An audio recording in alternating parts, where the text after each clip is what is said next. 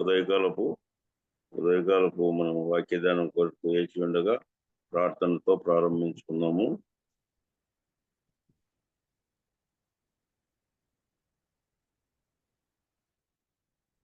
మన మధ్య John Paul brother Husnabad ప్రార్థన చేయండి.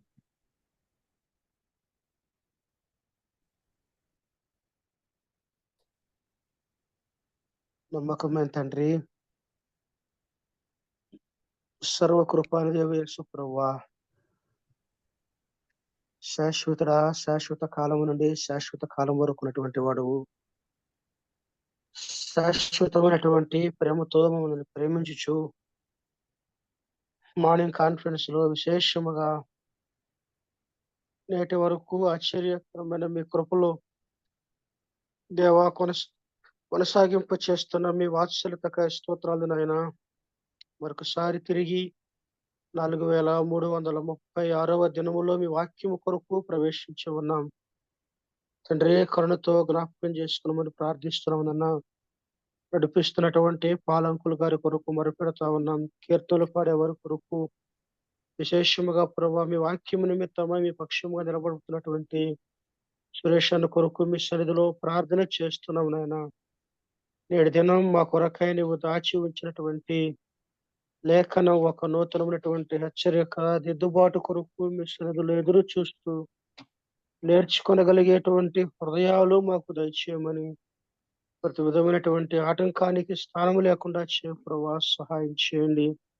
నేను దినము మీ లేఖనాలలో మేము ఎదగటానికి సహాయం చేయండి అయినా. మరి దీని వెనక వ్యయ ప్రయాసలతో ఉన్నటువంటి బర్నబాస్ అన్న కొరకును ప్రార్థన చేస్తూ శక్తిమంతుడైన యేసు ప్రభు నామమున ప్రార్థించి ప్రారంభిస్తున్నాము తండ్రి, ఆమేన్. ప్రార్థించిన జాన్ పాల్ గారికి వేసుకుంటున్నాము, అభినందిస్తున్నాం. చక్కని పాట పాడుటకు మనకు మధ్య కొలకులూరు రత్నపాలు గారు ఉన్నారు. దోసకాయలపాటి నుంచి పాట పాడి 3-4 చరణాలు పాడి వినిపిస్తారు. బ్రదర్ వందనాలు. దేవునికి స్తోత్రములు. మన ప్రభును రక్షకుడు నైనా యేసుక్రీస్తు ప్రభుల వారి పరిశుద్ధ నామంలో మార్నింగ్ కాన్ఫరెన్స్ పరిచర్యలో చేరువచ్చున్న ప్రతి ఒక్కరికి నా హృదయపూర్వక వందనాలు తెలియజేస్తా ఉన్నా. మన దగ్గర ఉన్న క్రైస్తవ సునాద కీర్తనల పుస్తకంలో నుండి 456వ కీర్తన పాడుకుందాం. మరొక పాటల పుస్తకంలో 446వ కీర్తన, మధ్యాకాశమునందు మహిమతోడ రానున్న ప్రభువునకు స్వాగతమియ్య అనే కీర్తన పాడుకుందాం. మధ్యాకాశమునందు మహిమతోడా రానున్న ప్రభువునకు స్వాగతమియ్యా, దివిటీని వెలిగించుమా, ప్రియమైన ఓ సంగమా, వధువైన ఓ సంగమా, మధ్యాకాశమునందు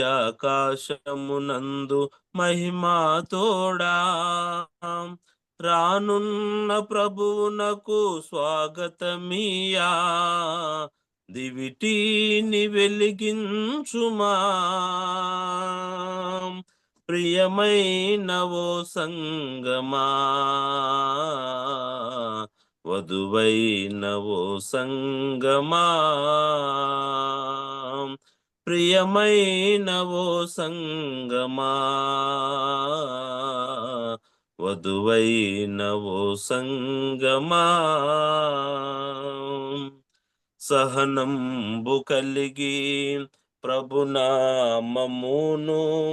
ధరయించి ధరలో వసించుమా, సహనంబు కలిగి ప్రభునామమును ధరయించి ధరలో వసించుమా, ఏ స్థితిలో నుండి పడిపోతివో, ఏ స్థితిలో నుండి పడిపోతివో, ఏ రీతి ప్రభు నిన్ను హెచ్చించెనో ఒకసారి తలపోయుమా. వధువైన ఓ సంగమా, ఒకసారి తలపోయుమా. ప్రియమైన ఓ సంగమా, మధ్యాకాశమునందు మహిమా తోడా రానున్న ప్రభువునకు స్వాగతమియా. దివిటీని వెలిగించుమా. ప్రియమైన ఓ సంగమా, వధువైన ఓ సంగమా, ప్రియమైన ఓ సంగమా,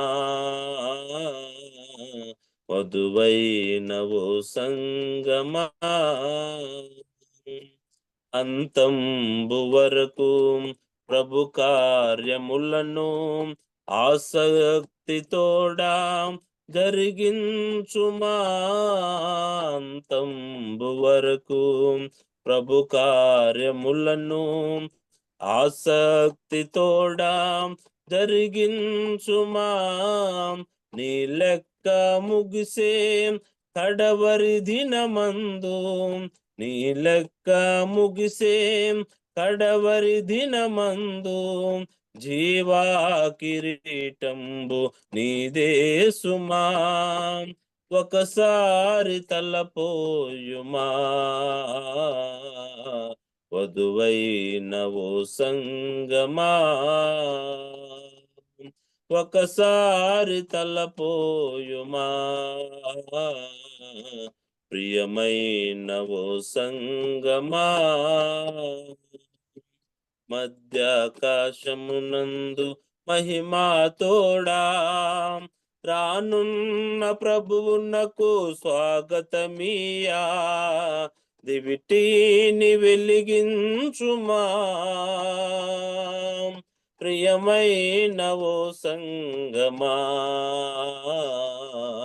వధువైన ఓ సంగమా, ప్రియమైన ఓ సంగమా, వధువైన ఓ సంగమా. వందనాలండి.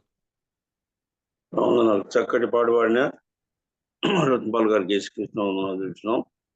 తిరిగి మన మధ్యకు వాక్యం కొరకు అదాల సురేష్ బాబు గారు బాలాపూర్ నుంచి, హైదరాబాద్ నుంచి మనకు చక్కటి సందేశం అందించినట్టుగా గత ఆగస్టులో సాక్ష్యము వాక్యం చెప్పినారు. ఈ 30 తారీఖు సెప్టెంబర్ 30 తారీఖు మళ్ళా మనకు చక్కటి వాక్యం పౌలు యొక్క ప్రార్థన గురించి చెప్పినాడు. కనుక ఆయా ఛానల్లో వాడబడుతుంటాడు బ్రదరు, చక్కగా ఉంటున్నాము. కనుక వాటి కొరకు వాక్యం కొరకు ప్రార్థన. బర్నబాస్ కూడా మంచి మంచి ఒకరు ఏ యొక్క తలాంత్ ఉందో వారి గురించి ఎదికి మన మధ్యకు నడిపిస్తున్నాడు. మన గృహాల్లోకే దయగల మాటకు ఆయనకి ఇచ్చిన మంచి జ్ఞానం బట్టి ప్రార్థిస్తున్నాం. ఆయన కొరకు మన బ్రదర్ కొరకు వాక్యం కొరకు మనం ప్రార్థనలో మర్యాదాస్ గారు ప్రార్థన చేస్తారు. జీ మర్యాదాస్.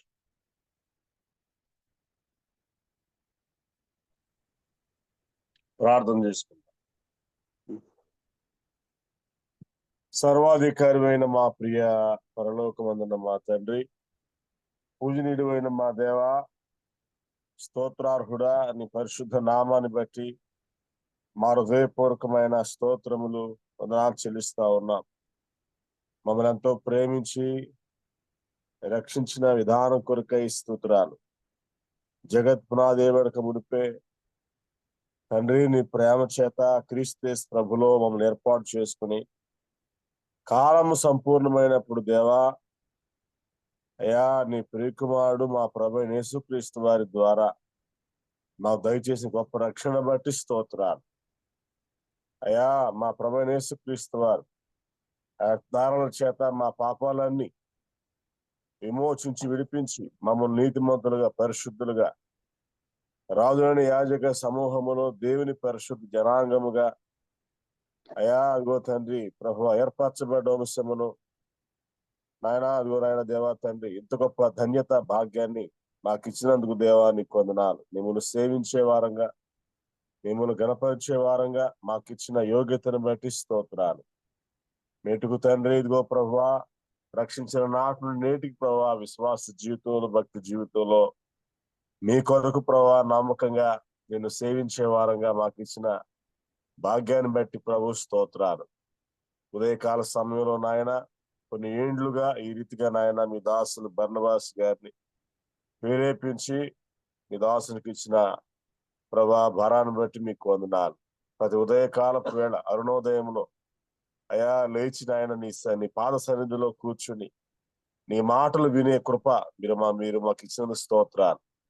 ఉదయకాలమున ప్రభా మీ సన్నిధిలో మేము ఉంటుండగా మీ దాసులు ప్రభా నీ పక్షాన మాట్లాడగా నాయన మీ దాసు నోట మీరుండి మాట్లాడి ఉదయకాల సమయం మాకు అందరికి కూడా క్షేమకరంగా కలుగు చేయమని ప్రార్థన చేస్తూ మా ప్రభువును మా రక్షకుడైన యేసుక్రీస్తు ప్రభుల వారి శ్రేష్టమైన పుణ్యనామమున స్తోత్రం చెల్లించి ప్రార్థిస్తున్నాం తండ్రి. ఆమేన్. ప్రార్థించిన మర్యాదాస్ గారికి వేసుకుంటున్నాం. ఈ మన మధ్య బ్రదర్ సురేష్ బాబు గారు ఉన్నారు. చక్కటి వాక్యం అందించాల్సిందిగా మనం చేస్తున్నాం. వందనాలు బ్రదర్ సురేష్ బాబు. అన్నా వందనాలు వందనాలు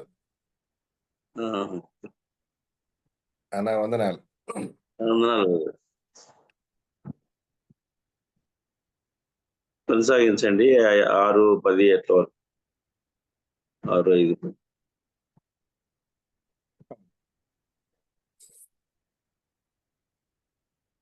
క్రీస్తునందు ప్రియమైన సహోదరులారా సోదరులారా, దేవుని వాక్యాన్ని వినడానికై ఉదయాన్నే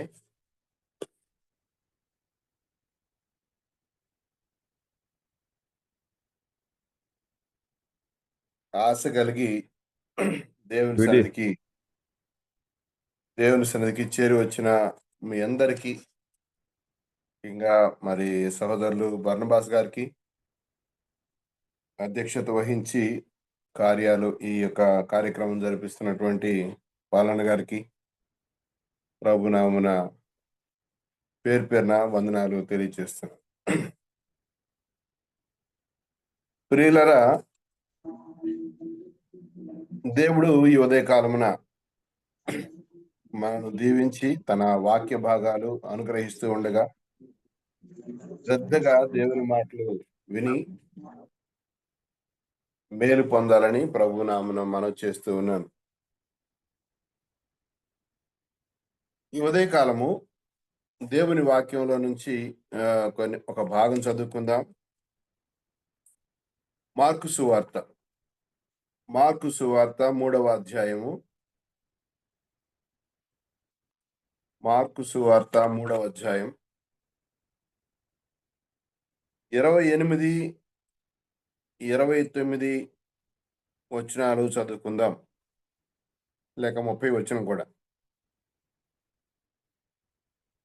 సమస్త పాపములను మనుషులు చేయు దూషణలన్నీ వారికి క్షమింపబడును గాని పరిశుద్ధాత్మ విషయము దూషణ చేయువాడెప్పుడునూ క్షమాపణ పొందక నిత్య పాపము చేసిన వాడై ఉండునని మీతో నిశ్చయముగా చెప్పుచున్నానను అనెను. ఎందుకనగా ఆయన అపవిత్రాత్మ పట్టిన వాడని వారు చెప్పిరి. వారు అపవిత్రాత్మ పట్టిన వారని చెప్పారు.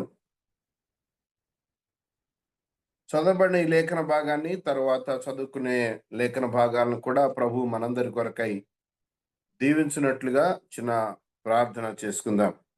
పరిశుద్ధుడైన తండ్రి, నమ్మకమైన ప్రభువా, జీవాధిపతి, మీకు స్తోత్రాలు వందనాలు చెల్లిస్తూ ఉన్నాం. మమ్ములను నిత్య శిక్షకు పాత్రులుగా ఉన్న సమయంలో మీరు రక్షించి మీ ప్రియబిడ్డలుగా దేవుని రాజ్య వారసులుగా చేసినందుకై మిమ్మల్ని ఎంతగానో స్తుతిస్తూ ఉన్నాం, ఘనపరుచుకుంటున్నాం, కొనియాడుకుంటున్నాం. నిత్యత్వములో యుగాయుగములు మీతో పాటు ఉండే గొప్ప ఏర్పాటు ప్రభువా మీరు అనుగ్రహించినందుకై స్తోత్రం చెల్లిస్తూ ఉన్నాం. చెప్పన సఖ్యమును మహిమాయుక్తమునైన సంతోషం మా హృదయాలలో దయచేసినందుకై స్తోత్రం. ఈ ఉదయకాలమున మా తండ్రి, మీ ప్రియ బిడ్డలు మా తండ్రి ఏర్పాటు చేసినటువంటి ఈ జూమ్ మీటింగ్లో మా నాయనా మేము కలుసుకొని మీ యందు ఆనందిస్తూ కీర్తనలు పాడుకొని ఘనపరచి మా నాయనా తిరిగి మీ వాక్య భాగాలు కూడా వినడానికి సమయం దయచేస్తున్నందుకై స్తోత్రములు, వందనాలు చెల్లిస్తూ ఉన్నాం. ఏకాగ్రతతో మేమందరము మీ మాటలు ఆలకించి తద్వారా మా ఆత్మలను బలపరుచుకొని మీ సన్నిధిలో ముందుకు కొనసాగలుగుటకు సహాయం చేయమని ప్రార్థన చేస్తున్నాం. నాయనా ఈ యొక్క సమయాన్ని మీరు దీవించండి. అలాగే మా ప్రభువా ఎలాంటి అవాంతరము జరగకుండా చివరి వరకు మా ప్రభువా మీ కృప చూపించి మీ నామాన్ని ఘనపరుచుకోమని మా ప్రభువును మా రక్షకుడునైనా యేసుక్రీస్తు వారి శ్రేష్టమైన నామమున స్తుతించి ప్రార్థన చేసి వేడుకుంటున్నాము తండ్రి. ఆమెన్. ఆమేన్. ప్రియులారా, మనం చదువుకున్న ఈ వాక్య భాగం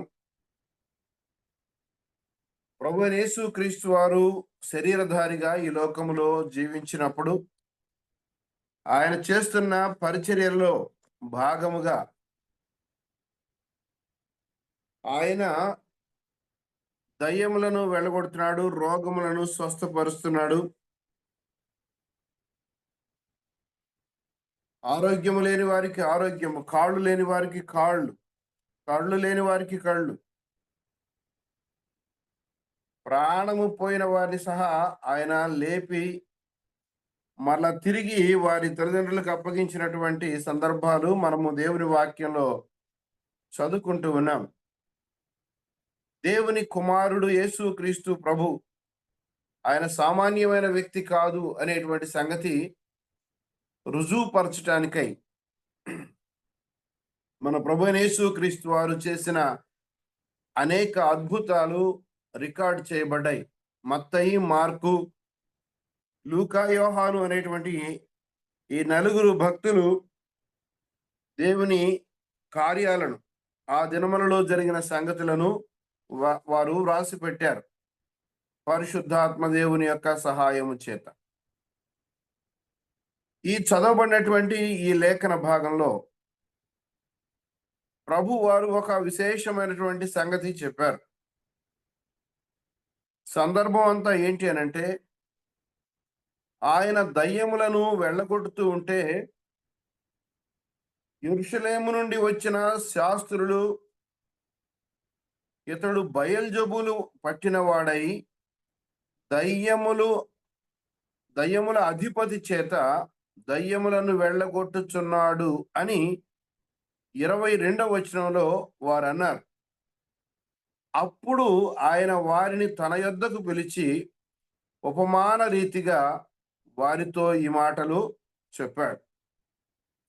ఈ మాటలు చెప్పేదానిలో యేసు ప్రభు వారు దయ్యం పట్టినవాడని, దయ్యముల అధిపతి చేతనే ఆయన ఇలాగా చేస్తున్నాడు, దయ్యాలను వెళ్ళగొడుతున్నాడు తప్ప దేవుని యొక్క కార్యము కాదు, దేవుని కార్యము కాదు, దేవుని యొక్క బలము కాదు అని వారు చెప్పారు. ఎంత భయంకరమైన సంగతి అనంటే, యేసు ప్రభు ఈ లోకములకు వచ్చింది అపవాదిని ఓడించటానికి, మనందరి పక్షముగా అపవాది సంఖ్యలలో ఉన్న మనలను విడిపించడానికి ఆయన వచ్చాడు కదా ప్రియులారా. అలాగైతే మొదటి నుండి వ్యతిరేకిస్తున్నటువంటి వీరు ఆయన కార్యాలను వ్యతిరేకించారు. విశ్రాంతి దినాన ఎందుకు ఈ విధంగా చేస్తున్నావని ప్రభు వారిని అడిగారు. కొన్ని సందర్భాలలో ధర్మశాస్త్రమును మీరు అతిక్రమిస్తున్నారు అని ఆయన మీద నేరారోపణలు చేయడానికి ప్రయత్నం చేశారు. ఇక్కడైతే ఏకంగా ప్రభు కార్యాన్ని దయ్యపు కార్యంగా వారు చిత్రీకరిస్తున్నటువంటి సంగతి ప్రియులరా మనము గమనిస్తున్నాం. అప్పుడు ఆ సందర్భంలో ప్రభువారు చెప్పినటువంటి ఈ మాట మనము చదువుకున్నాం. సమస్త పాపములను మనుష్యులు చేయు దూషణలన్నీ వారికి క్షమింపబడును గాని. ఏ పాపమైనా క్షమించబడుతుంది, ఏ దూషణ అయినా క్షమించబడుతుంది గాని పరిశుద్ధాత్మ విషయము దూషణ చేయువాడు ఎప్పుడునూ క్షమాపణ పొందక నిత్య పాపము చేసిన వాడై ఉండును అన్నాడు. పరిశుద్ధాత్మ దేవునికి వ్యతిరేకముగా ఎవరైనా పాపం చేస్తే మనుష్య కుమారునికి చేసినటువంటి దూషణ గాని దానికంటే కూడా మించి అది నిత్య పాపము, క్షమింపబడని పాపము అని యేసు ప్రభువారు తెలియచేస్తున్నారు. ఈ సందర్భాన్ని మత్తయి గారు కూడా వ్రాశారు. మత్తయి సువార్త 12వ అధ్యాయము, మత్తయి సువార్త 12వ అధ్యాయం 31వ వచనము చదువుకుందాం. 31వ వచనం, 32వ వచనం చదువుతున్నాను. కాబట్టి నేను మీతో చెప్పున్నదేమనగా మనుష్యులు చేయు ప్రతి పాపమును దూషణయు వారికి క్షమింపబడును గాని ఆత్మ విషయమైన దూషణకు పాప క్షమాపణ లేదు. ఆత్మ విషయమైన దూషణకు పాప క్షమాపణ లేదు. మనుష్య కుమారునికి విరోధముగా మాట్లాడువానికి పాప క్షమాపణ కలదు గాని పరిశుద్ధాత్మకు విరోధముగా మాట్లాడువానికి ఈ యుగమందైనను రాబోవు యుగమందైనను పాప క్షమాపణ లేదు. ఈ మాటలు మనం గమనించినప్పుడు యేసు ప్రభువుకు వ్యతిరేకముగా మాట్లాడితే కూడా క్షమాపణ ఉంది, కానీ పరిశుద్ధాత్మకు విరోధముగా మాట్లాడువానికి ఈ యుగమందైనను రాబోవు యుగమందైనను పాప క్షమాపణ లేదు అని ప్రభువారు చెప్పినటువంటి మాటను చదువుకుంటున్నాం. నిత్య పాపము అని మార్కు సువార్తలో అంటున్నాడు. ఇక్కడ ఈ యుగమందైనను రాబోవు యుగమందైనను ఆయనకు అట్టి వ్యక్తికి పాప క్షమాపణ ఉండదు అనేటువంటి మాట. అంటే దాని అర్థం కూడా అదే. లూకా సువార్తలో కూడా 12వ అధ్యాయము 10వ వచనం, లూకా సువార్త 12వ అధ్యాయము 10వ వచనాన్ని మనం చదువుకుందాం. మనుష్య కుమారుని మీద వ్యతిరేకముగా ఒక మాట పలుకువానికి పాప క్షమాపణ కలుగును గాని పరిశుద్ధాత్మను దూషించువానికి పాప క్షమాపణ లేదు. పాప క్షమాపణ లేదు. మనుష్య కుమారునికి వ్యతిరేకముగా. కాబట్టి ఈ 3 సందర్భాలలో, అంటే ఈ ముగ్గురు భక్తులు రాసినటువంటి ఈ యొక్క సువార్తల భాగాలలో స్పష్టంగా తెలియజేయబడింది ఏంటంటే ప్రభువారి మాటలు మనుష్య కుమారునికి వ్యతిరేకముగా మాట్లాడినా దూషణ చేసినా అవి క్షమించబడతాయి. ఆ పాపాలకు క్షమాపణ ఉంది, కానీ పరిశుద్ధాత్మ దేవునికి వ్యతిరేకముగా ఎవరైనా దూషణ చేస్తే వానికి పాప క్షమాపణ ఎంత మాత్రమును కూడా లేదు. పరిశుద్ధాత్మకు వ్యతిరేకంగా చేసే పాపం ఇతర పాపాలకు భేదం ఏముంది మనము గమనించాలి. ఎందుచేత పరిశుద్ధాత్మ దేవుని దూషించకూడదు అని ఖరాఖండిగా మనకు చెప్పబడుతుంది అనంటే మనము లేఖనాలను బట్టి పరిశీలన చేయాల్సిన అవసరం ఉంది. మనందరికీ తెలుసు, పాపములు కొంతమంది అంటాం మనం, చిన్న చిన్న పాపాలు ఉన్నాయి, పెద్ద పాపాలు ఉన్నాయి. చిన్న పాపాలు అనేటువంటివి, పెద్ద పాపాలు అనేటువంటివి వాక్యానుసారమైనటువంటి మాట కాదు, ఈ లోక సంబంధమైన మాటలు అవి. చిన్న పాపం అబద్ధం ఆడటం, దొంగతనం చేయడం, మోసం చేయడం, మనం అనుకుంటాం వాటిదేముందిలే, దేవుడు చూసి చూడనట్టుగా ఉంటాడు అని అనుకుంటాం. పెద్ద పాపాలు ఉన్నాయి, హత్య చేయడం, మానభంగం చేయడం, అలాంటి ఘోరమైనటువంటి తప్పిదాలు పాపాలు ఉంటే వాటిని మనం అనుకుంటున్నాం ఇవి క్షమింపబడని నేరాలు అవుతాయి. కానీ దేవుని వాక్యంలో మనందరికీ తెలుసు, మనందరూ వాక్యం ఎరిగిన వారమే గనుక ఆజ్ఞ అతిక్రమమే పాపము అన్నాడు, పాపము వలన వచ్చు జీతము అన్నాడు. కానీ ఎక్కడ కూడా అవి చిన్న పాపాలు పెద్ద పాపాలు అని ఏమీ లేవు.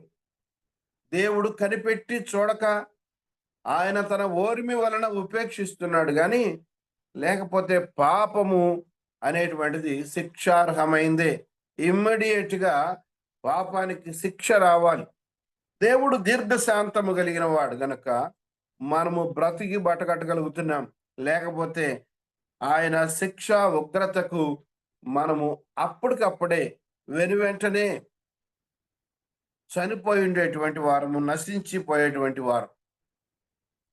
పాపం ఒక్కటే,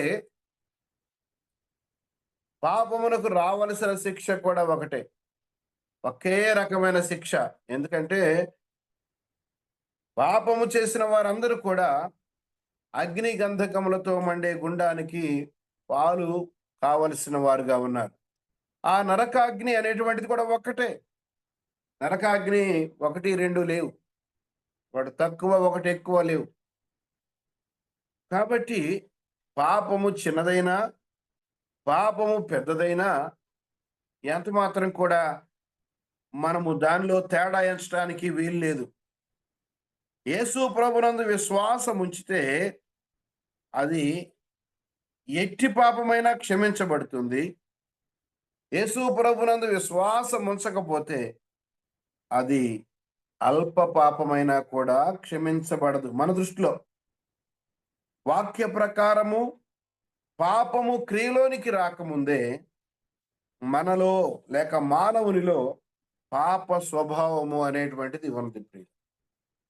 కాబట్టి పాప స్వభావము లోపల ఉన్న కారణాన్ని బట్టి దాని యొక్క క్రియలు, దాని యొక్క ఫలితం, దాని యొక్క ప్రకంపనలు పాపాలుగా మనకు కనబడుతున్నాయి. కానీ మనుష్యుడు పాప స్వభావము కలిగిన వాడు, పాప స్వభావము కలిగిన వాడు, దేవుని మీద తిరుగుబాటు చేసేటువంటి తత్వము కలిగిన వాడు. అందుకే నా యందు మంచిది ఏదీ నివసింపదని నేను ఎరుగుదును అన్నాడు పౌలు గారు. మనలో ఏ మంచిది లేదు. చాలా మంది మనం అనుకుంటాం చాలా పొరపాటు మాటలు. ప్రభు నమ్మలేదు కానండి, చాలా మంచివాడు. ప్రభువుకి వేరుగా మంచి లేదు, ప్రభువుకు వేరుగా నీతి లేదు, ప్రభువుకు వేరుగా చెప్పుకోదగ్గ సంగతి ఏమీ లేదు. ప్రియుల, దేవునిలోనికి రానటువంటి వ్యక్తి అతడు ఎంత మంచివాడు అని అనిపించుకున్నా అతడు కేవలము శిక్ష క్రింద ఉన్నాడు అని మనము రోమీయులకు రాసిన పత్రిక 3వ అధ్యాయం 23 వచనాల నుంచి మనం చదువుకుంటున్నాం. రోమీయులకు రాసిన పత్రిక మనందరికి ఎరిగిన భాగమే. రోమీలకు రాసిన పత్రిక 3వ అధ్యాయం 23వ వచనం, ఏ భేదమును లేదు, అందరూ పాపము చేసి దేవుడును గ్రహించు మహిమను పొందలేకపోతున్నారు. 11వ వచనంలో అంటున్నాడు, నీతిమంతుడు లేడు, ఒక్కడు కూడా లేడు, దేవుని వెదకువాడు లేడు, గ్రహించేవాడే లేడు, అందరూ త్రోవ తప్పి ఏకముగా పనికి మాలిన వారు అయ్యారట. ఏకముగా పనికి మాలిన వారు అయ్యారు. మేలు చేసేవాడు ఎవడు లేడు.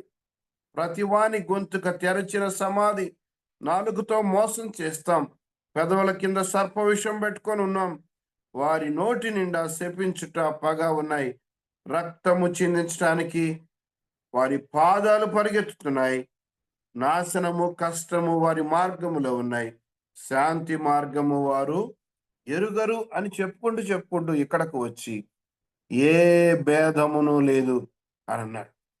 కాబట్టి దేవుడు అనుగ్రహించే మహిమను పొందలేకపోవడానికి ఈ పాపము, పాప స్వభావము, పాపతత్వం కారణమై ఉన్నాయి. 24వ వచనంలో, కాబట్టి నమ్మువారు ఆయన కృపచేతనే క్రీస్తు యేసు నందలి విమోచనము ద్వారా ఉచితముగా నీతిమంతులని తీర్చబడుతున్నారు. 26వ వచనం, క్రీస్తు యేసు రక్తమందలి విశ్వాసము ద్వారా ఆయనను కరుణాధారముగా బయలుపరచెను. దేవుడు ఇప్పటి కాలమందు తన నీతిని కనబరుచు నిమిత్తము తాను నీతిమంతుడును యేసునందు విశ్వాసము గలవానిని నీతిమంతునిగా తీర్చువాడునై ఉండటకు ఆయన ఎలాగూ చేసెను.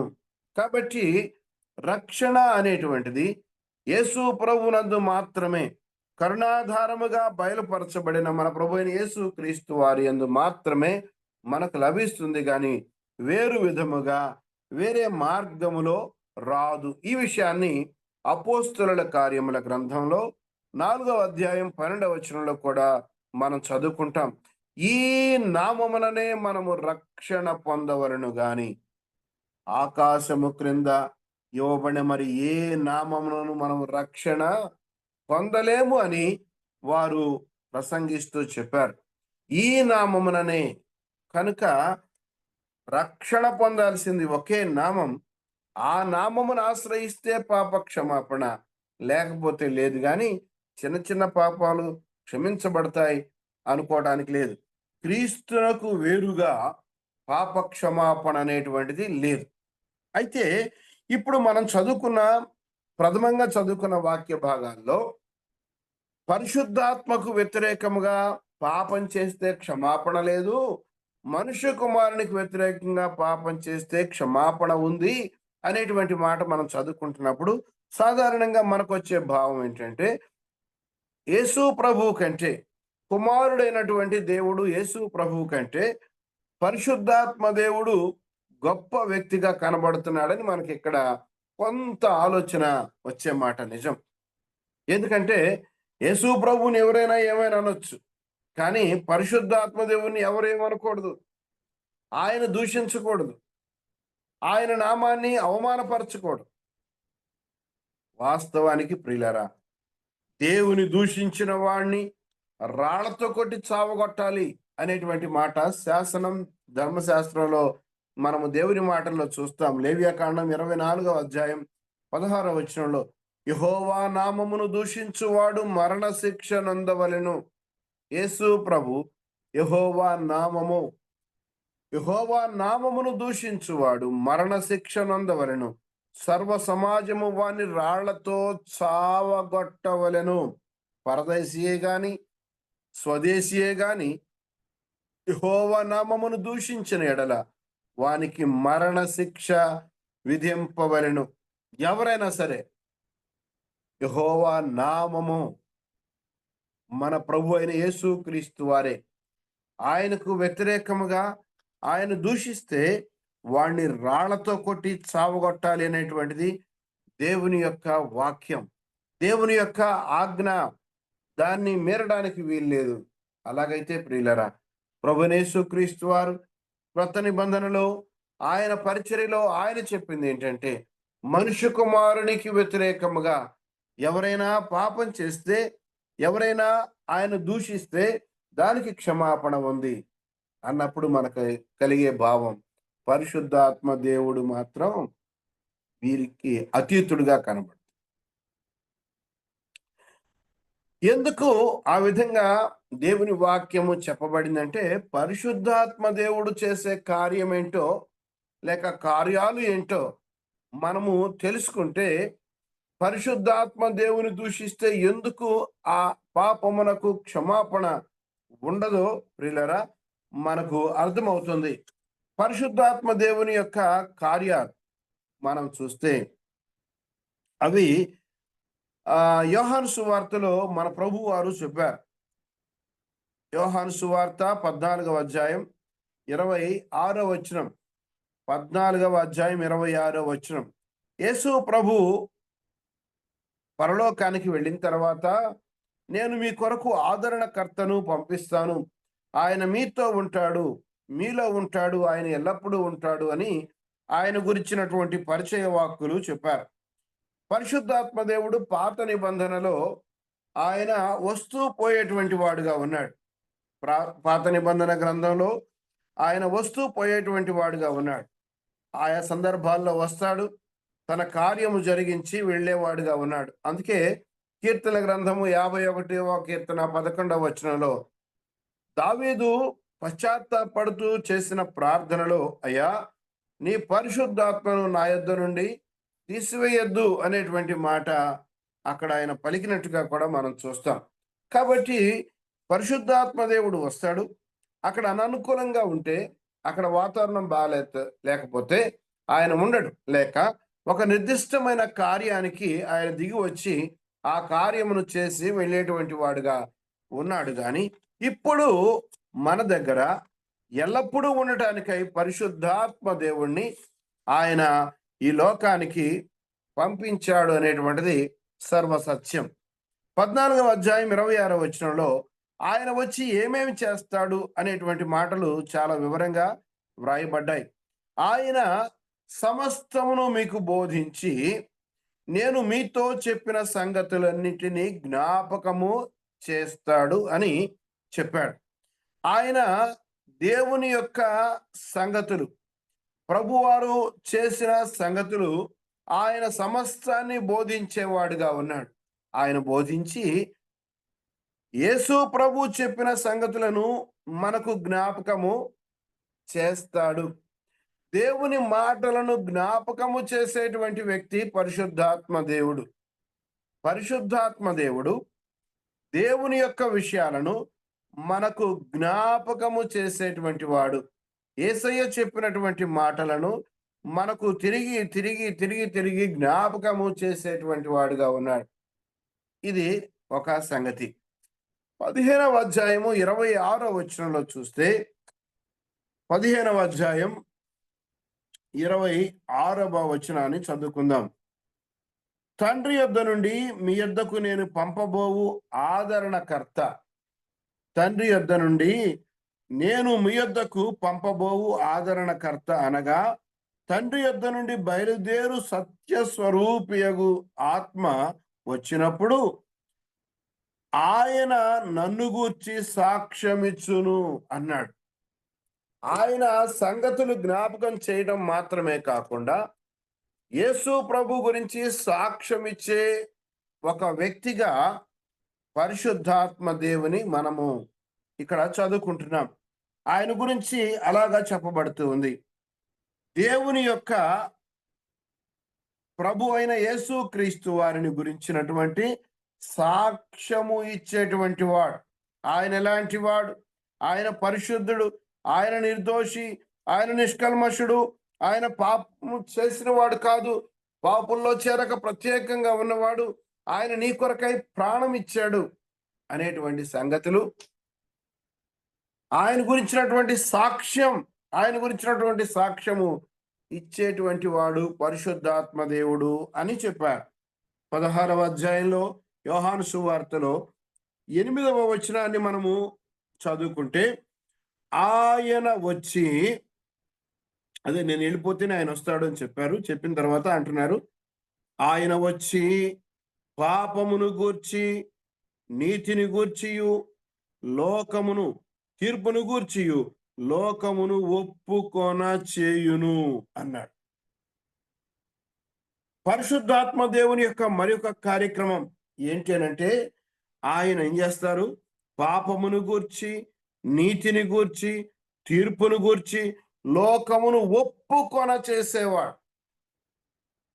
అయ్యా రే అబ్బాయి, నువ్వు పాపం చేశావు, పాపము వల్ల వచ్చే జీతం మరణం, ఆ నరకాగ్నిని నీవు తట్టుకోలేవు, అది రేయింబగళ్ళు కాలుతూ ఉంటుంది, అగ్ని ఆరదు, పురుగు చావదు అనేటువంటి సంగతులు, పాపము యొక్క కాన్సిక్వెన్సెస్ ఏమైతే ఉన్నాయో ఆ సంగతులు జ్ఞాపకము చేసేటువంటి వాడు పరిశుద్ధాత్మ దేవుడు. అది జ్ఞాపకము చేసేటువంటి వ్యక్తి ఆయన పరిశుద్ధాత్మ దేవుడు. అంత మాత్రమే కాదు, ఆయన నీతిని గురించి కూడా జ్ఞాపకం చేస్తాడు, నీతిని గురించి చెప్తాడు, తీర్పును గురించి కూడా ఆయన ప్రకటన చేస్తాడు. పాపమును గూర్చి, నీతిని గూర్చి, తీర్పును గూర్చి, లోకమును ఒప్పుకొన చేసేటువంటి వాడు. ప్రియులారా, దేవుని యొక్క కార్యం మనకు అర్థం కావాలంటే పరిశుద్ధాత్మ దేవుని యొక్క సహాయం మనకు ఎంతైనా అవసరమైనటువంటి సంగతిగా ఉంది. ఆయన ఆ పని చేస్తాడు, లోకాన్ని ఒప్పుకునేటట్టుగా చేస్తాడు, మారు మనస్సుకు ప్రేరేపిస్తాడు. ప్రభువు యేసుక్రీస్తు వారి యొద్దకు ఒక వ్యక్తిని తీసుకుని వస్తాడు, ఆ వ్యక్తి పశ్చాత్తాపడేటట్టుగా చేస్తాడు, ఆ వ్యక్తి మారు మనస్సు పొందేటట్టుగా, పాప క్షమాపణ తీర్మానం చేసేటట్లుగా చేయగలిగిన వాడు పరిశుద్ధాత్మ దేవుడు. అందుచేతనే మనము ఈ వాక్య భాగాలు చదువుకున్నాం. పరిశుద్ధాత్మకు వ్యతిరేకంగా ఎవరైనా చేస్తే ఈ కార్యం జరుగుతుందా? అటు వ్యక్తి యొక్క హృదయంలో ఈ కార్యము జరగదు కదా. ప్రియులారా, మనం గమనిస్తున్నాం 16వ అధ్యాయంలోనే 16వ వచనం 13వ వచనాన్ని చదువుకుందాం.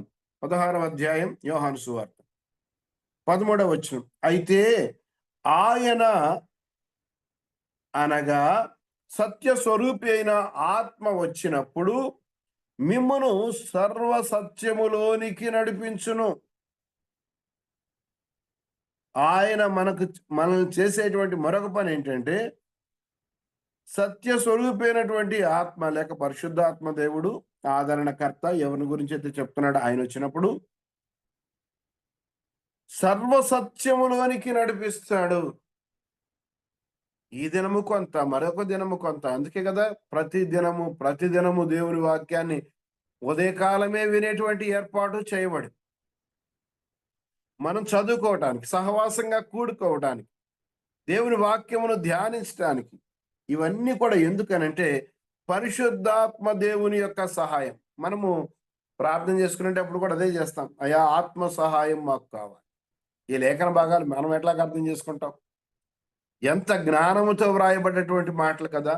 ఈ మాటలు మనకు అర్థం కావు. పరిశుద్ధాత్మ దేవుడే ఆయన మనను సర్వ సత్యములోనికి నడిపిస్తాడు, సర్వ సత్యములోనికి నడిపిస్తాడు. 13వ వచనంలోనే ప్రాముఖ్యమైన మరి యొక్క సంగతి కూడా వ్రాశాడు. ఆయన తనంతట తాను ఏమియు బోధింపక వేటిని వినునో వాటిని బోధించి సంభవింపబోవు సంగతులను మనకు తెలియచేయును. చూసారా, ఫ్యూచర్ కూడా చెప్పేటువంటి వాడు పరిశుద్ధాత్మదేవుడు. ఎలాగ చెప్తాడు అంటే, తనంతట తాను ఏం చెప్పడు, తనంతట తాను ఏమీ చెప్పడు. ఈ రోజుల్లో దుర్బోధలు ప్రారంభమైనవి. రాత్రికి రాత్రి, లేకపోతే దర్శనం అని, లేకపోతే ఇంకోదో అని చెప్పి దేవుడు నాకు ఈ విధంగా చెప్పాడు. దేవుని వాక్యములో లేనిది దేవుడు ఎన్నటికే గాని చెప్పడు. దానికి సంబంధించినటువంటి వాక్యము దేవుని వాక్యంలో మనకు కనబడాలి. అక్కడేమి ఉండదు. పెట్టకథలు చెప్పడానికి, తమ ఇష్టానుసారంగా మాట్లాడటానికి, ప్రశస్తమైన సమయాన్ని దుర్వినియోగం చేస్తున్నటువంటి అనేక మంది బోధకులను మనం గమనిస్తున్నాం. వారి వెంట జనం వెళుతున్నారు. వారి వెంటే పరిగెత్తుతున్నారు. ఎందుకు పరిగెత్తున్నారంటే వారికి కూడా ఇదే కావాలి. దేవుని వాక్యం వద్దు, పరిశుద్ధాత్మ దేవుడు సర్వసత్యంలో నడిపిస్తాడే అదొద్దు. పరిశుద్ధాత్మ దేవుడే ఆయన తనంతట తాను ఏమి బోధించడంటే ఎంత ధైర్యం కావాలి మన ఇష్టానుసారంగా బోధించడానికి, ఏం పడితే అది బోధించడానికి, దేవుని వాక్యాన్ని కలిపి చెరపడానికి. ప్రియులారా, మనం గమనించాలి, అది కేవలము దుర్బోధ, వాక్యములోనిది కాకుండా, వాక్యానికి భిన్నంగా వాక్యము విభేదిస్తుంది అని తెలిసి కూడా వాటిని బోధించి మనుషుల హృదయంలోనికి చొప్పించడానికి చేసే ప్రయత్నం ఏదైతే ఉందో అది కేవలము పరిశుద్ధాత్మ దేవుని యొక్క సంగతి కానే కాదు. ఆయన తనంతట తాను ఏమీ బోధింపక వేటిని వినునో వాటిని బోధించి సంభవింపబోవు సంగతులను మీకు తెలియచేస్తాడు అన్నాడు 14వ వచనంలో. ఆయన నా వాటిలోనివి తీసుకొని మీకు తెలియచేస్తాడు గనుక ఆయన నన్ను మహిమపరుస్తాడు. పరిశుద్ధాత్మ దేవుడు యేసు ప్రభు వారు చెప్పినటువంటి మాటలలోనివి తీసుకొని వాటిని మనకు తెలియచేస్తాడు. తనంతట తానుగా ఏమి చెప్పడు. తన ఆలోచన వచ్చింది, ప్రభు వారు చెప్పలేదు, నేను ఇప్పుడు చెబుతున్నాను అనేటువంటి మాటలు కాదు ప్రియులారా ఆయన చెప్పేది. యేసు ప్రభు ఏమైతే చెప్పాడో, ఆయన ఏమి చేశాడో, యేసు ప్రభు వారి గురించి కూడా మనం ఏం చదువుకుంటాం, తండ్రి నాకు ఏమి చెప్పాడో నేను అదే చెప్తున్నాను. తండ్రి నాలో ఉండి మాట్లాడుచున్నాడే కానీ నేను కాదు అన్నాడు. తండ్రి ఉపదేశించింది, తండ్రి ప్లాన్ చేసింది, తండ్రి బోధించి పంపించింది, తండ్రి యొద్ద చూసిన సంగతులే, వేరువేరుగా ఏమి ఆయన బోధించలే. అదే విధముగా పరిశుద్ధాత్మ దేవుడు ఆయన కూడా యేసు ప్రభువు చెప్పిన మాటలు, అంటే ఎవరి మాటలు ఇవన్నీ కూడా దేవుని మాటలు, అంతే కదా. దేవుని యొద్ద నుండి చెప్పినటువంటి సంగతులే ప్రభు వారు చెప్పారు. దేవుడు చెప్పమన్నదే ప్రభు చెప్పాడు. తండ్రి అయిన దేవుడు చెప్పమన్నదే ప్రభు బోధించాడు. ఆయన చేయమన్న కార్యాలు చేశాడు. ఆయన చేయమన్న శిలువ కార్యము కూడా చేశాడు. ఇప్పుడు పరిశుద్ధాత్మ దేవుడు వచ్చిన తర్వాత ఆయన కూడా యేసు ప్రభు మాటల్లో నుంచే తీసుకొని చెప్తాడు తప్ప వేరుగా ఏమీ చెప్పడు. అందుకని ఇక్కడ ఒక మాట రాశాడు 14వ వచనంలో, యోహాను సువార్త 16:14లో చివరిలో ఏం రాశాడంటే, కాబట్టి ఆయన నన్ను మహిమపరచును అన్నాడు. దీన్ని బట్టి మనం ఏం అర్థం చేసుకోవాలి? మనంతట మనము ఏమైనా బోధిస్తే, మనంతట మనము ఏమైనా చెప్తే మనము ప్రభువుని మహిమపరచటం లేదు, ప్రభువుకి మహిమ తేవటం లేదు. మనము కనబడాలి, మనమే సంఘములో మనమే కనబడాలి. ఇది కేవలము శరీర సంబంధమైన కోరిక తప్ప వేరేదేమీ కాదు. అన్నిట్లో నేనే ఉండాలి, నేనే కనబడాలి, నా పేరే వినబడాలి, మరొకరి పేరు రావడానికి వీలు లేదు. ఒకటి గమనించాలి, మనమందరము దేవుని పని చేయడానికై వచ్చాం. దేవుని పని చేయడానికి, దేవుడు ఏమి బోధించాడు అది చేయడానికి వచ్చాం. దీనిలో మన సొంతం ఏముంది? దీనిలో మన సొంతం ఏమీ లేదు. దేవుడు నీకు తలంపు ఇస్తే ఇచ్చి ఉండొచ్చు గాక, కానీ మన సొంతం కాదే. వాక్యము దేవునిది, ఆలోచన దేవునిది. ఇంకా మనం ఎగిరి పట్టడానికి ఏముంది ఇక్కడ కారణం? అలాగే చేస్తే మనము ఆయన మహింపరచం ఇక్కడ చెప్తున్నాడు. అందుచేత పరిశుద్ధాత్మ దేవుడు ఆయనను మహిమపరుస్తాడు. ఎందుచేత మహిమపరుస్తాడంటే ఆయన వాటిలోనివి తీసుకొని చెప్తేనే. ఈరోజు వాక్యం ఎంత బాగా చెప్పాడు అనేటువంటిది చాలా మంది చూస్తున్నాం. ఎంత బాగా చెప్పాడు అనేది లేనే లేదు. దేవుని ఎంత మహిమపరిచాడు, దేవుని ఎంతగా ఘనపరిచాడు, తనను తాను కాకుండా దేవుని ఎంతగా ఎక్స్పోజ్ చేశాడో ఆ సంగతి ప్రియులరా చాలా చాలా ప్రాముఖ్యమైంది. అది మనము నెగ్లెక్ట్ చేస్తున్నాం. ప్రభుని ఘనపరచాలి, ప్రభుని హెచ్చించాలి, ప్రభువును వర్ణించాలి. ఇది కదా మన దగ్గర ఉండాల్సింది. అప్పుడే మనము ప్రభువుని మహిమపరచగలుగుతాం. మనంతటా మనము ఏది కూడా చెప్పకుండా ఉందుముగాక. ఎఫెసీ పత్రిక పరిశుద్ధాత్మ దేవుడు చేసినటువంటి మరికొన్ని కార్యాలు కూడా మనం గమనిస్తే, పరిశుద్ధాత్మ దేవునికి వ్యతిరేకంగా ఎందుకు మాట్లాడొద్దన్నాడు, ఎందుకు ఆయనకు వ్యతిరేకంగా దూషణ చేయొద్దన్నాడు అనేటువంటి సంగతులు స్పష్టంగా తెలుస్తాయి. ఎఫెసీ పత్రిక 1వ అధ్యాయం 13వ వచనంలో చూస్తే, మీరును సత్యవాక్యమును అనగా మీ రక్షణ సువార్తను విని క్రీస్తునందు విశ్వాసముంచి వాగ్దానము చేయబడిన ఆత్మ చేత ముద్రించబడితిరి అన్నాడు. వాగ్దానము చేయబడిన ఆత్మ అనగా మన పరిశుద్ధాత్మ దేవుడు. ఆయన ద్వారా యేసు ప్రభునందు విశ్వాసం ఉంచిన మనమందరము కూడా ముద్రించబడుతున్నాము అని రాశాడు. మనకు ముద్ర వేయబడుతూ ఉంది. మనకు ముద్ర వేస్తున్నాడు. ఏమని ముద్ర వేస్తున్నాడు? ఒకసారి చూడండి, 4వ అధ్యాయం ఎఫెసీ పత్రిక 4వ అధ్యాయం 30వ వచనంలో, దేవుని పరిశుద్ధాత్మను దుఃఖపరచకుడి, విమోచన దినము వరకు మీరు ముద్రింపబడి ఉన్నారు అన్నాడు. మనము ముద్రించబడ్డాం. విమోచన దినము వరకు, ఆఖరి దినము వరకు కూడా మనము ముద్రించబడ్డాం. దేవుని యందు మనము ముద్ర వేయబడ్డాం. ఆత్మ అనేటువంటి పరిశుద్ధాత్మ దేవుడు మనకు ముద్ర వేశాడు. ఎలాగా అంటే, మనము రక్షింపబడ్డాము అని చెప్పడానికి. సువార్తను విని రక్షింపబడినాము అనేటువంటి సంగతి మనకు ముద్ర వేశాడు. ఏ సర్టిఫికేట్ అయినా ముద్ర లేకపోతే చెల్లదు. ఆ కార్యాలయానికి సంబంధించినటువంటి స్టాంప్ అధికారపూర్వకమైనటువంటి ముద్ర.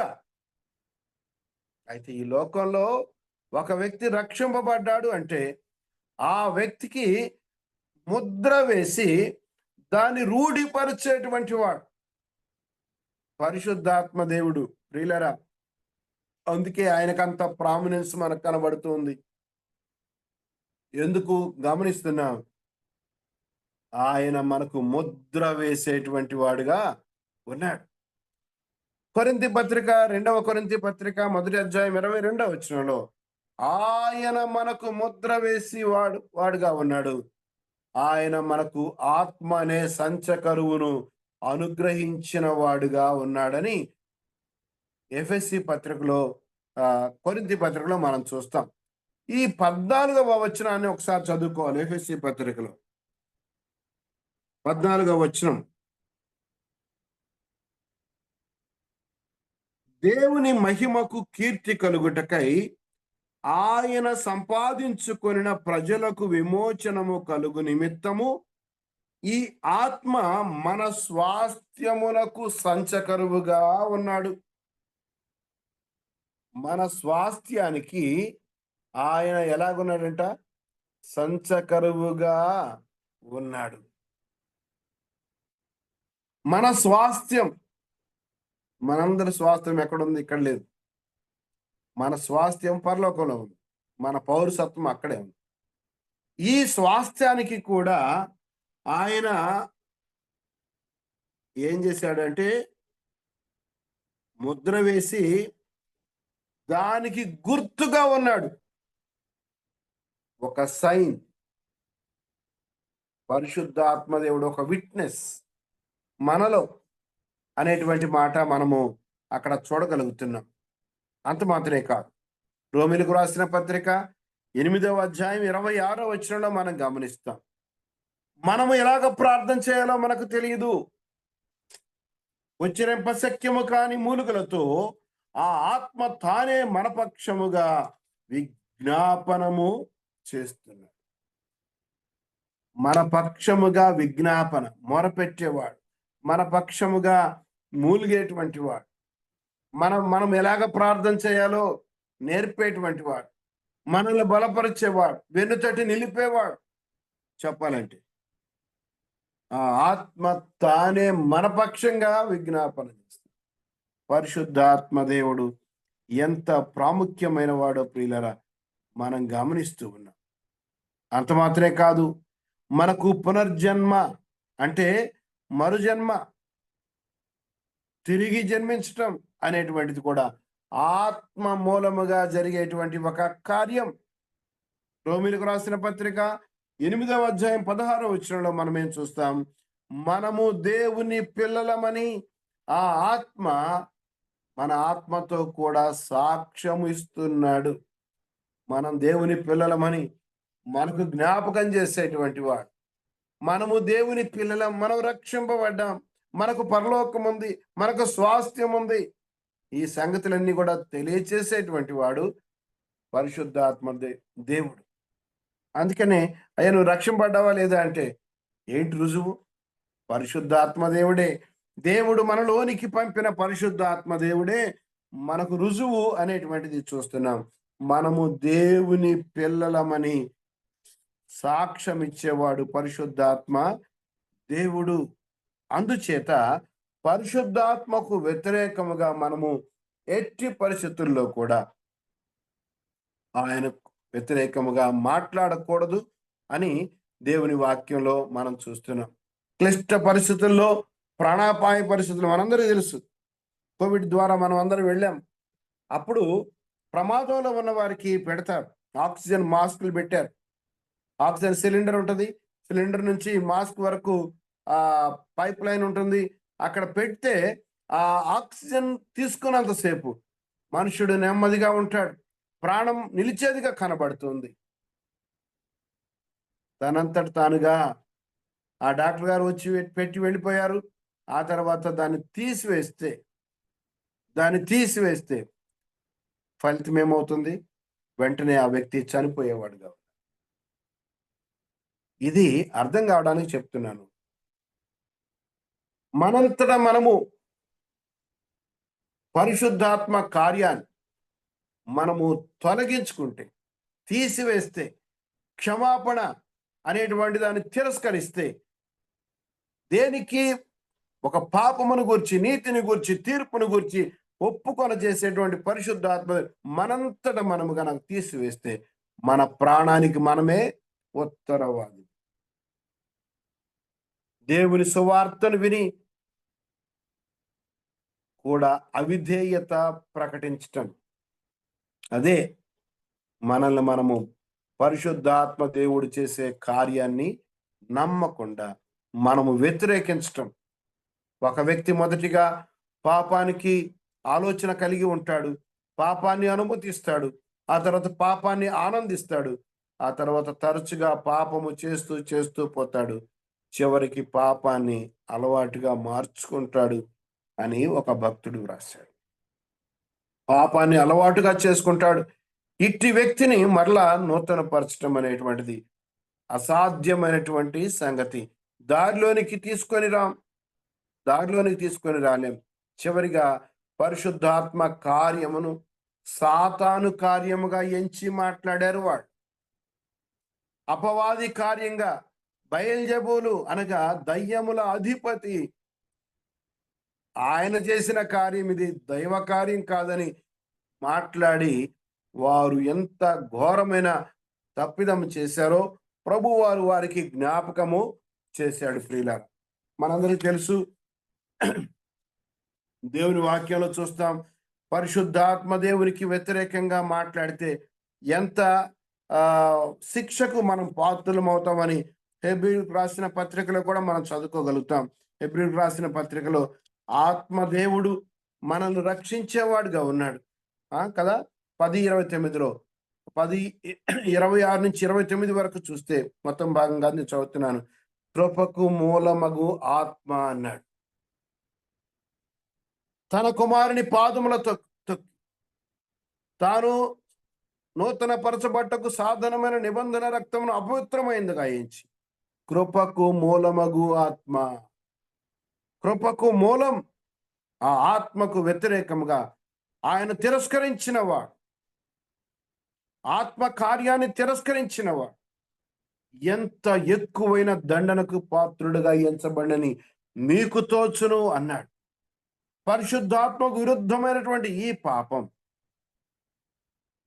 దేవుని స్వరము, లోపల ఉన్నటువంటి దేవుని స్వరాన్ని, దేవుని యొక్క ప్రేరేపణను, ఆత్మ ప్రేరేపణను వ్యతిరేకించేదిగా, అడ్డగించేదిగా కనబడుతుంది. మాటి మాటికి విరుద్ధంగా మాట్లాడు, మాటి మాటికి తిరస్కరించడం, మాటి మాటికి కాదని చెప్పటం, దాని వలన నిత్యమైన శిక్ష అని అందుకే రాశారు. అందుకే ప్రభువారు తెలియచేశారు. కాబట్టి ఈ వాక్యాలు వింటున్నటువంటి మనకు అర్థమవుతూ ఉంది, మనము చేయవలసింది ఏంటంటే మనము పరిశుద్ధాత్మ దేవుని ఎదిరించకూడదు. అపోస్తుల కార్యములలో 7వ అధ్యాయం 51, 52 వచనాల్లో మనం చూస్తాం. దేవుని మాటకు చెవి ఇవ్వనటువంటి వారుగా ఉన్నారు. వారు పరిశుద్ధాత్మను ఎల్లప్పుడూ వ్యతిరేకించేవారుగా, ఎదిరించేవారుగా ఉన్నారు.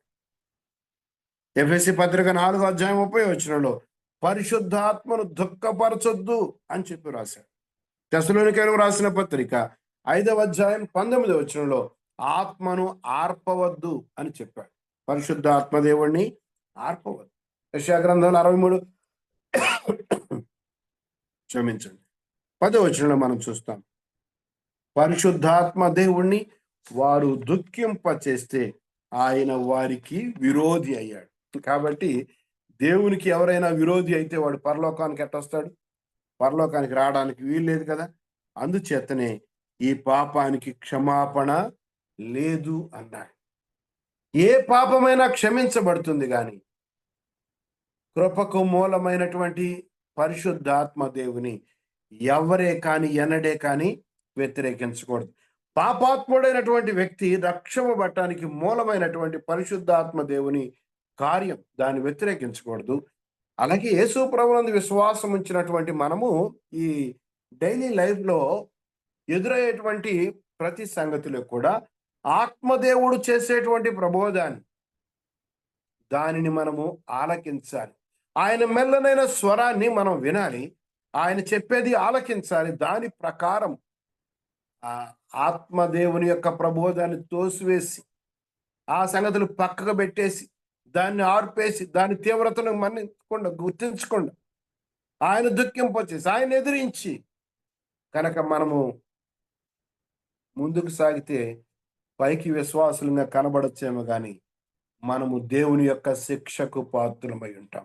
మనలో పరిశుద్ధాత్మ దేవుడు ఉండి కూడా మౌనంగా ఉంటాడు, రోధిస్తూ ఉంటాడు. అది ఎంత మాత్రం కూడా ఒక విశ్వాసికి క్షేమము కాదు అని దేవుని మాటల్లో మనం చూస్తూ ఉండగా, ప్రభువారు ఆనాడు పలికినటువంటి మాట ఏంటి అనంటే, సమస్త పాపములను మనుషులు చేయు దూషణలన్నీ వారికి క్షమింపబడును గాని పరిశుద్ధాత్మ విషయం దూషణ చేయువాడు ఎప్పుడును క్షమాపణ పొందక నిత్య పాపము చేసిన వాడై ఉంటాడు. నిత్య పాపము చేసిన వాడు నిత్య నరకాగ్నికి వెళ్తాడు. యేసు ప్రభునందు విశ్వాసం ఉంచిన మన భాగ్యం ఎంతో గొప్పది. పరిశుద్ధాత్మ దేవునికి లోబడ్డాం, పరిశుద్ధాత్మ దేవుని యొక్క ప్రేరణకు లొంగాం, ప్రభుని సొంత రక్షకుడుగా అంగీకరించాం. ఆ కారణాన్ని బట్టి మనము రక్షింపబడ్డాం. ప్రభుకి మనమందరము కృతజ్ఞత వందనాలు తెలియచేయాలి. అంత మాత్రమే కాకుండా అదే రకమైనటువంటి స్వభావాన్ని ఆత్మదేవుని సహాయంతో మనము కొనసాగించుదుము గాక. దేవుడు తన మాటలు మనందరి కొరకై దీవించును గాక. అన్నా వందనాలన్నా. చక్కటి సందేశం ఇచ్చిన సురేష్ బాబు గారికి యేసుక్రీస్తు పరిశుద్ధాత్మ గురించి చక్కగా వర్ణించినాడు. మనకు ఆయన ముద్ర వేసినాడు, వర్ణించినాడు. తండ్రి, కుమార, పరిశుద్ధాత్మ దేవుడు త్రియేక దేవుడైనది. మనం ఏవేవి మర్చిపోతాం, ఆయనకు మన మెమరీ కార్డు ఉన్నట్లే ప్రభు మన విషయంలో తప్పించేవాడు, ఇడిపించేవాడు. పరిశుద్ధాత్మకు మనం కనుక సమస్త పాపాలకు దేవుడు మనం పాపులమైనగా, బలహీనమైన, భక్తిహీనమైనగా ఆయన మనం రక్షించినాడు. రక్షించిన నుంచి పరిశుద్ధాత్మ మనకు సంచకరువుగా ముద్ర వేసినాడు. కనుక చక్కటి సందేశం అందించిన సురేష్ బాబు గారు యేసుక్రీస్తు వందనాలు తెలుసుకున్నాం. వాక్యం కొరకు అందించిన ఆఖరి ప్రార్థన రవి మనోహర్ బ్రదర్ ప్రార్థన చేస్తాం. వందనాలు అంకుల్, ప్రార్థన చేసుకుంటాం. పేరు వచ్చిన అందరికీ ప్రేమ వందనాలు. ప్రార్థన చేసుకుని కూడిక ముగించుకున్నాం. మహాపరిశుద్ధుడైన మా ప్రియ పరలోకపు తండ్రి, సర్వోన్నతుడా, సర్వ సృష్టికి నిర్మాణకుడు నిర్వాహకుడు అయిన నేను ఈ ఉదయ కాలమని మీ పాద సన్నిధిలో మమ్మల్ని ఎలాగున సమకూర్చి 4336వ రోజున మార్నింగ్ కాన్ఫరెన్స్ లో మాకు ఇచ్చిన చక్కని సహవాసాన్ని బట్టి మేము స్తోత్రిస్తున్నాం. కరుణా సంపన్నుడా, ఈ కూడికను మరి అధ్యక్షత వహించి నడిపిస్తున్నటువంటి పాలంకులను బట్టి మేము స్తోత్రిస్తున్నాం. ఈ కార్యక్రమాన్ని నిర్విరామంగా మా మధ్యకు తీసుకుని వస్తున్నట్టు మా ప్రియులు బర్నబాస్ గారిని జ్ఞాపకం చేసుకుంటున్నాం. వారి ప్రయాస, వారి యొక్క ప్రభువ అక్కరను బట్టి మేము స్తోత్రిస్తున్నాం. ప్రతి దినము ఒక్కొక్క దైవదాసం ద్వారా చక్కని సందేశాలు మాకు అందించి విశ్వాసములో బలపరుస్తున్న రీతిని బట్టి మీకు స్తోత్రం. నీ రాకడ కొరకై సిద్ధపడుటకు అవసరమైన సందేశాలను లేఖనాల నుండి మాకు అందించి మమ్మల్ని బలపరుస్తున్న రీతిని బట్టి మేము స్తోత్రిస్తున్నాం. ఈ దినము మా ప్రియులు, మా ప్రభు సహోదరులు సురేష్ బాబు గారు అందించిన వాక్య సత్యాలను బట్టి మేము స్తోత్రిస్తున్నాం. పరిశుద్ధాత్మ దేవుని విలువలను, పరిశుద్ధాత్మ దేవుని కార్యములను వివరించి మా హృదయాల్లో పదిలిపరిచిన రీతిని బట్టి మీకు స్తోత్రము తెలుస్తున్నాం. పరిశుద్ధాత్మ మేము ఎక్కువగా విలువిచ్చి పరిశుద్ధాత్మను దుఃఖపరచకుండా, మా ప్రభు ఆర్పివేయకుండా ఉండునట్లు మీరే కృప చూపించని వేడుకుంటున్నాం. కరుణా సంపన్నుడా, విన్న వాక్యము ప్రతి ఒక్కరి హృదయంలో పదిలిపరుచుకుని వేడుకుంటున్నాం. మీరు అక్కడైతే సమీపంగా ఎదుర్కొంటూ మా ప్రభు మమ్మల్ని సిద్ధపరుస్తున్న రీతిని బట్టి మీకు స్తోత్రములు. కరుణా సంపన్నుడా, ఈ దినం మీ పాద సన్నిధిలో మాకు అనుగురించినటువంటి ఈ మంచి సహవాసాన్ని స్తోత్రిస్తూ మా ప్రాణప్రియుడైన యేసుక్రీస్తు పరిశుద్ధ నామమున ప్రార్థించి అడిగి వేడుకుంటున్నాం. పరలోకమున పరమ తండ్రి, ఆమేన్. ప్రార్థించిన రవి మనోహర్ బ్రదర్ యేసుక్రీస్తు వందనాలు. ఉదయకాలము అరుణోదయమని లోకములోకి వెళ్ళక ముందు ఆయన ముఖ దర్శనం చేసుకొని ఆయన దయగల మాటలు మన గృహాల్లోకి వినిపిస్తున్న దేవునికి స్తోత్రాలు ఇచ్చాం. కనుక మొదటిగా ప్రార్థించిన జాన్పాల్ గారిని బట్టి పాట పాడిన రత్నపాలు, వాక్యం కొరకు ప్రార్థించిన మర్యాదాసు గారు, ఆఖరిలో ప్రార్థించిన మన రవి మనోహర్ బ్రదరు, వాక్యం అందించి చక్కటి వాక్యం అందించిన సురేష్ బాబు గారికి వందనాలు. నాకు ఈ అవకాశం ఇచ్చిన బర్నబాస్ కు, మిగతా కార్యక్రమంలో ప్రకటనలో బర్నబాస్ గారు వందనాలు బ్రదర్.